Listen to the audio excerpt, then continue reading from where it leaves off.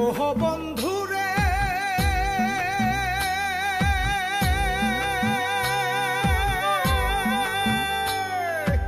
আমার যেদিন হবে রে মরণ হইয়া তুমি অতিরে আপন শিওরেতে আসন দিয়াব